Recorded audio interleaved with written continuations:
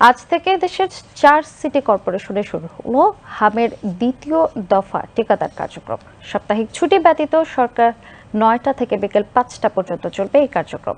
4 city কর্পোরেশনে 12 লাখেরও বেশি শিশুকে দেয়া হবে এই টিকা। আজ রাজধানীর নগর ভবনে টিকাদান কার্যক্রমে উদ্বোধন করবেন স্বাস্থ্য ও পরিবার কল্যাণ মন্ত্রী সরদার মোহাম্মদ সাখাওয়াত হোসেন। এ সময় স্বাস্থ্যমন্ত্রী বলেন, সিটি কর্পোরেশনগুলোতে সঠিকভাবে টিকাদান কার্যক্রম পরিচালনা করতে পারলে হাম থেকে স্থায়ী সাফল্য অর্জন করা সম্ভব। স্বাস্থ্যমন্ত্রী প্রচার প্রচারণার মাধ্যমে হামের টিকাদান কর্মসূচিকে আরও জনপ্রিয় করার তাগিদ দেন।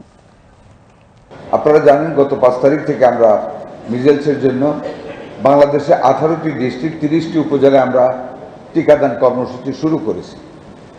বাট আজকে কিন্তু আমরা সবচেয়ে ডেন্সলি এরিয়াটা শুরু করতে যাচ্ছি, that is Dhaka city corporation, Mymensingh city corporation and Barisal city corporation.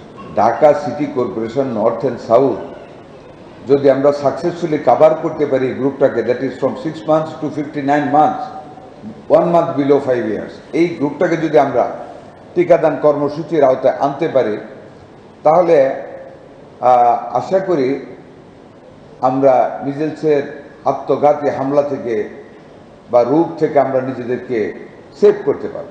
আপনাদের সবার সমন্বিত প্রচেষ্টায় আমরা মিজেলসের হাত থেকে আমাদের ভবিষ্যৎ বংশধর বাচ্চাদেরকে আল্লাহর রহমতে আমরা বাঁচাতে পারব।